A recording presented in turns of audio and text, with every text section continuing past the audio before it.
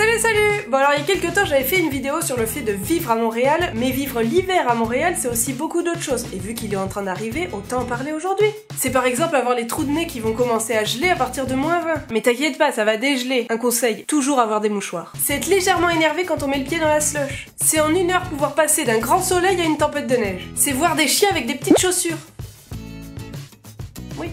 C'est quand il fait en dessous de -25 et avoir son téléphone qui se décharge très vite. Un iPhone, j'en parle même pas, ça dure 5 minutes à peu près. Une fois je suis sortie de chez moi, j'ai envoyé un texte, il y avait plus de batterie. C'est quand t'as des lunettes devoir subir ceci à chaque fois que tu vas rentrer quelque part, que ce soit dans un magasin, chez toi, au bureau, dans le métro. Ça, tout le temps. Puis tu vas faire comme ça.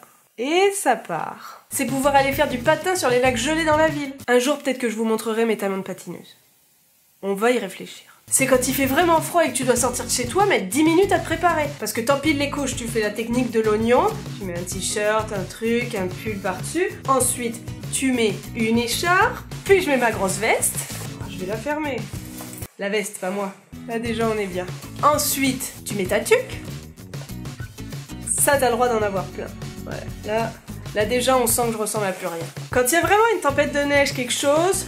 Tu mets ta capuche. Le pompon, ça aide quand t'as une petite tête et que t'as une capuche vraiment grande. Moi, le pompon, il appuie. Parce que si j'ai pas de pompon, ça donne ça quand je marche. On se retrouve que c'est un peu chiant quand tu parles avec des gens. Même pour voir, c'est un peu chiant. Ensuite, tu peux rajouter une autre écharpe comme ça autour. Voilà. C'est très saillant. Ou alors, plus facile, t'as des tours de cou. Alors, tu l'enfiles comme ça. Voilà, et puis après tu mets les petits gants. Là, j'ai un peu chaud, hein. Et puis des fois, bah tu caches tout. Voilà. Mais moi je peux pas trop faire ça. Parce que quand je suis dehors et que je fais ça, et ben voilà. C'est très agréable. Donc, je mets en général mes écharpes comme ça. Et c'est aussi donc quand t'arrives au métro, avoir très chaud.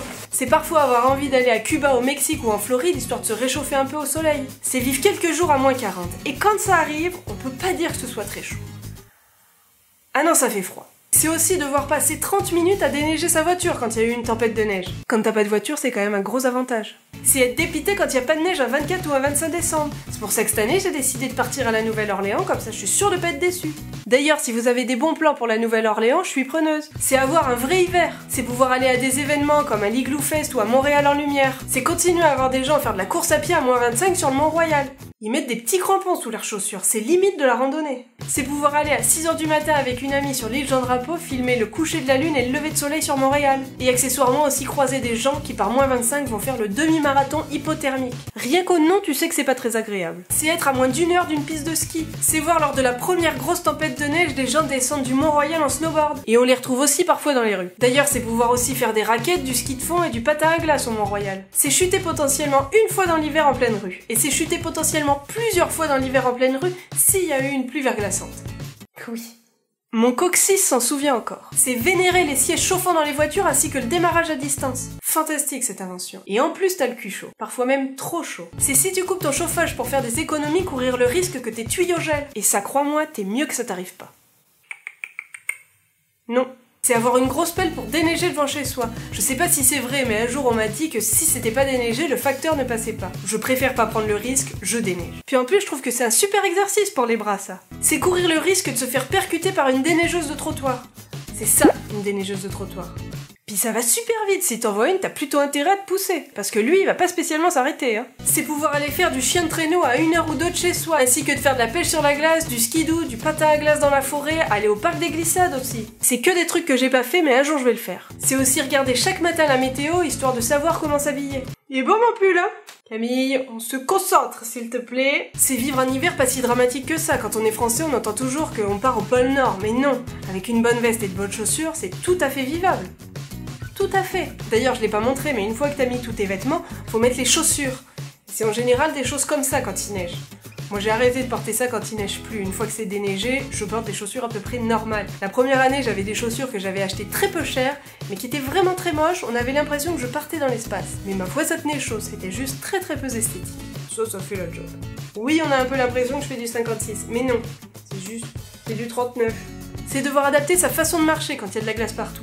Si t'y vas un peu trop sûr de toi, tu risques de tomber. C'est devoir partir au travail avec une deuxième paire de chaussures, parce que tu vas pas travailler toute ta journée avec tes boots aux pieds. Et c'est aussi croiser quelques inconditionnels du vélo. Peu importe le temps, ils seront à vélo. Bon bah voilà, vivre l'hiver à Montréal, ça représente tout ça pour moi. Je pense que c'est l'une de mes saisons préférées.